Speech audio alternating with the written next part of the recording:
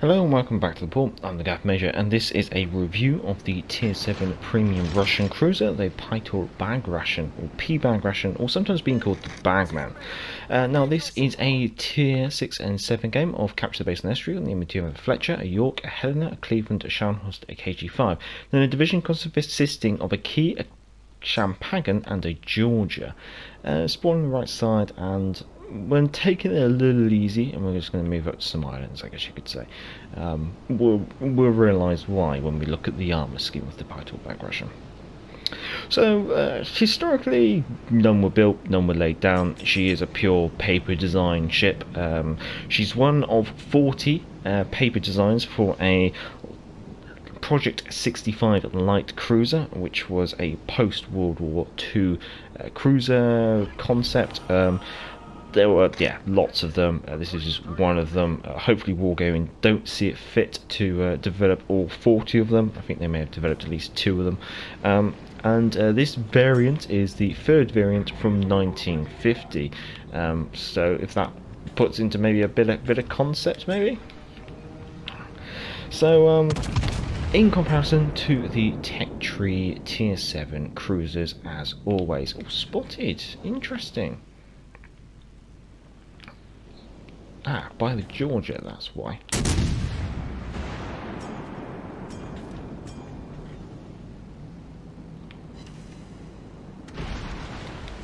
Getting away with that one. Not sure what I'm spotted by now. Or probably the York. I think this is the joys of the really large gun range of the Python Bagration. You get spotted from practically across the map. So even the best picked out island is unfavourable, I guess you could say. Right, anyway, I really need to start looking down at this review, but at the moment I'm having to kite away from some battleships, which is always a marvellous start to the game. Anyway, survivability, what are we looking at? We're looking at just above average HP base of 42,000. We also have a below average HP pool, I guess you could say, with your repair parties, where you're looking at a total of 56,112. Obviously, as pretty much with most things, that is subject to change depending on, say, your commander and your inspirations. When it comes to the torpedo reduction, you're looking at the joint best, minus 16%, which puts you on par with the Albemarle, if you want to put that into like position. In regards to the armour scheme, yeah, I've already flagged that I have some potential issues with it, but it's always best to go back to the port and take a look at that armour scheme. So back in the port, taking a look at the armour scheme of the Bagration. Let's start off with the superstructure. This is mostly covered in 16mm plating, which is basically going to be harvestable to high explosives and low caliber armor piercing shells. It's practically what you come to be used to, I guess you could say. There are parts of it which are slightly thicker, but those are few and far between, is the best way to put it. Going on to the bow and the stern. The bow is quite interesting. So we do have like an upper armored belt and deck, which is 25mm, which is sufficient to ricochet 14-inch AP, but there is like a lower armored belt which is 40mm thick, which is actually practically able to ricochet all AP shells, so it's a bit potentially hit and miss. It's very much like an icebreaker, I guess you can say, but there's not a lot of it above the waterline. It's very minimal, so really I wouldn't rely upon it. Going to the stern, it's almost like a very similar story. It's mostly 25mm plating, but there is this like intermediate part which is 100mm of plating. That seems to be protecting your steering gears potentially, but again, wouldn't be relying on it as it is not really that visible above the waterline. Going on to the torpedo protection, it's quite interesting. The upper part of the torpedo protection does form a large majority of your lower armoured bow, but there's not a lot of it above the waterline, so again, wouldn't really rely upon it. But that is 152mm thick, so that's really quite a thick armoured belt. So that could maybe cause people issues when you're getting very, very close, but as you can see, it's not a lot of it above the waterline. Once we take that away, let's have a look at the upper armoured belt. This is mostly 25mm plating, sufficient to ricochet 14-inch guns, so that's not too bad. 14-inch AP, I should say. The deck plating, you're looking at 27mm majority there, so that's capable of ricocheting 15-inch guns. So I think, like, trying to draw a comparison, very similar to, say, like the Devonshire and the Surrey, where the deck armour is thicker than the belt armour. Should you really be relying on your deck as your main defense? I mean, not really. It might be helpful at maybe like medium to long range with shells coming more vertically down the ship. It might help in that regards, but I wouldn't really be trying to rely upon it. Taking those away, going to the turrets and the barbettes, again, it's the usual classic, lots and lots of plating of substantial thicknesses, and the barbettes going all the way down, in some cases all the way down to the citadel. B turret doesn't look like it completes the whole distance, which is quite interesting. I guess in reality that could mean there might be a weakness in that turret's barbette, potentially, I guess you could say. But in game that doesn't really come into effect. So again, with turrets it's all just down to RNG. Citadel, that's going to be the main thing that people are going to be looking at. It's close to being at the waterline is the best way to put it.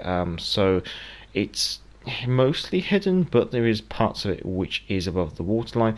The ends, the upper part of it is obviously quite well plated with 180mm, so I guess if you're angling, your citadel should be generally okay because it's 40mm sides and 180mm ends, so I guess potentially at close ranges, if you can keep it nicely angled, you should be safe against most things, but if you accidentally overexpose like your bow or your stern, or go a little bit too broad, then potentially you might be taking citadels. So it's going to be very interesting to try and keep that corner pointed at the enemy, and basically if you're got a Bagration closing in you in a battleship, you're going to be wanting to try and get it through the nose, almost to land just in front of a turret, I guess you can say, in order to try and punch through the front of the citadel, is the best way to put it.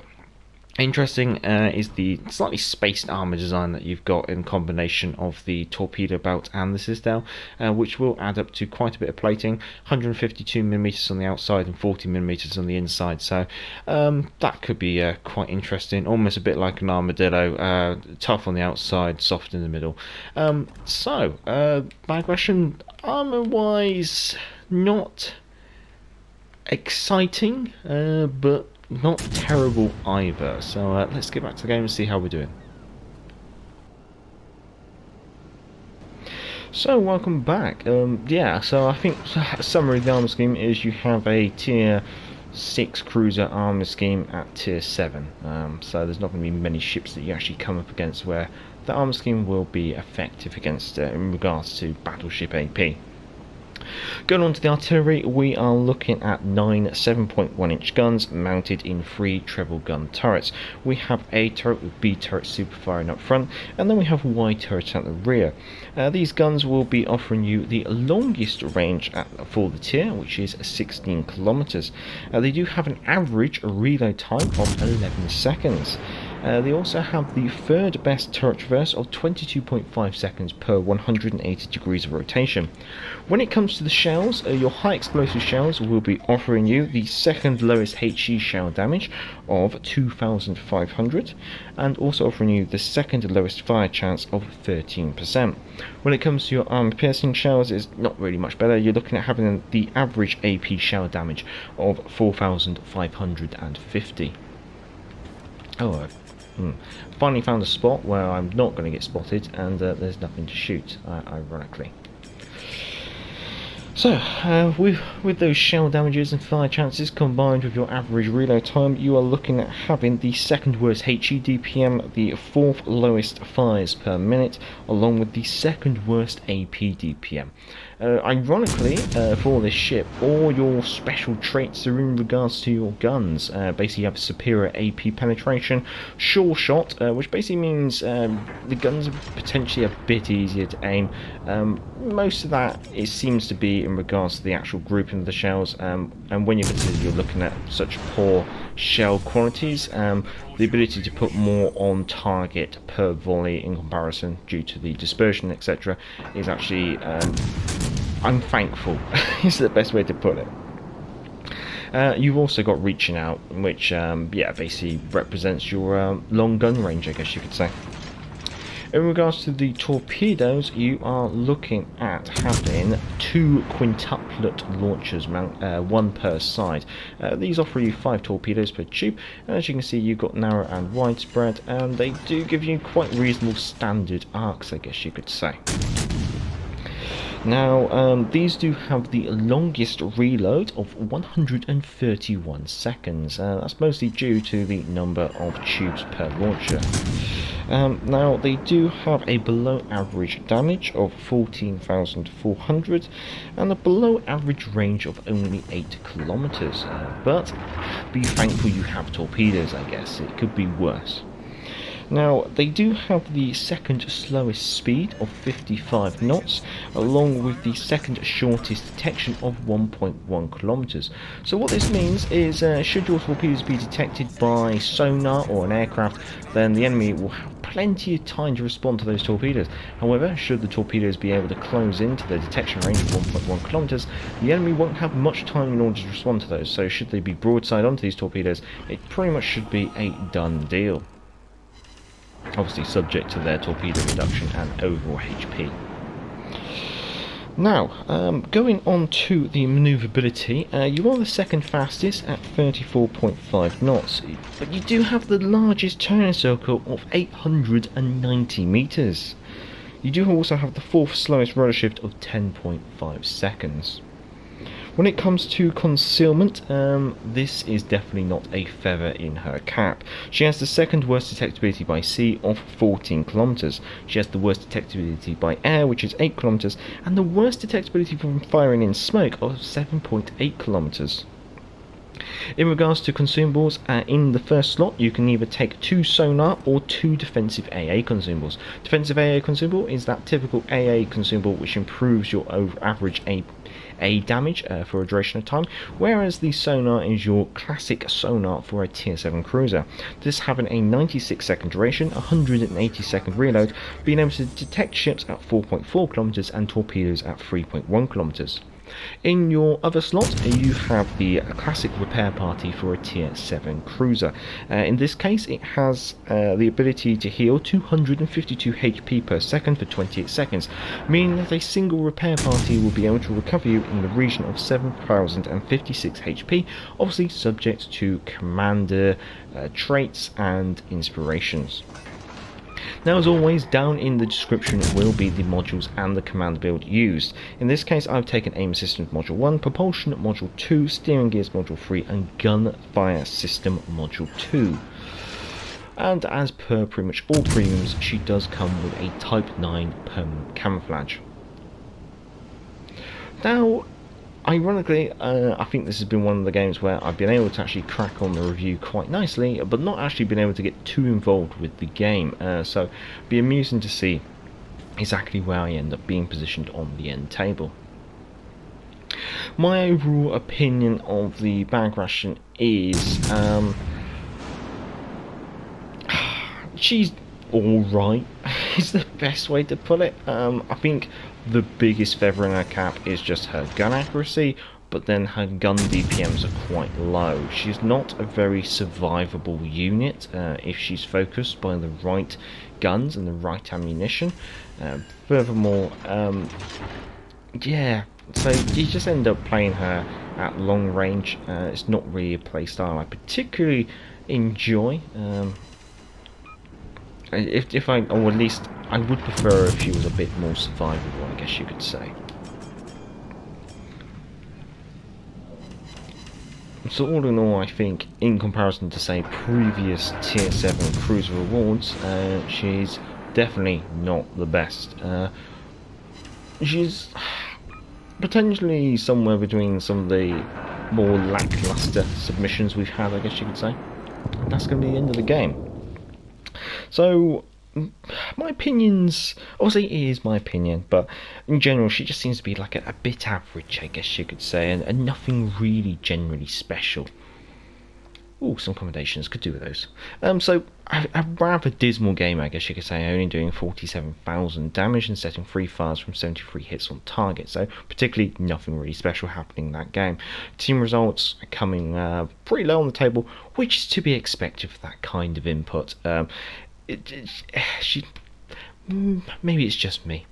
Maybe I just did not play her right. But I've been finding that I felt at the end of each game, I have felt rather dissatisfied with my overall performance. However, my performance has varied on the table from being somewhere in the top of the team on the winning and losing teams, and somewhere to mid-pack. I guess it kind of depends on the players that I'm playing with. In this case, team doing quite a good overall job, especially the Jean Bar, who came in with 2,479 ship XP at top of the table. Economy was walking away with a barely scraping a profit, I guess you could say, with earning a profit of 27,000 credits. That is with a premium account and a rare credit booster. So yes, certainly a poor performance from myself, I will confess. However, like I always say, it's down to getting the review and not really getting an amazing game. At the end of the day, I like to try and show you a nice cross section on my gameplays, and if I have a bad game, I have a bad game. It's the best way of it. I hope you did enjoy it, and if you did, feel free to give it a thumbs up. Down in the description, like I said, is the modules and the commander build, along with a link to Patreon if you want to support the channel on Patreon, and the email address to the channel if you want to send any of your own game captures for the community spotlight video that usually happens on a Monday. I should be getting back into that soon. I'd like to say thank you to all the subscribers, thank you to all the patrons, and if you are a patron, your lovely names will be appearing on the end screen as this is a premium ship. Until next time, I'm the guy from Asia, and back to the port. Hey, hey, clear the way. Here comes the galloping major. Bumpity, bumpity, bumpity, bump. Get out of the way there, you fellows, unless you want me to run you down. I guess this is the life. Now, hey, hey, clear the way. Here comes the galloping major.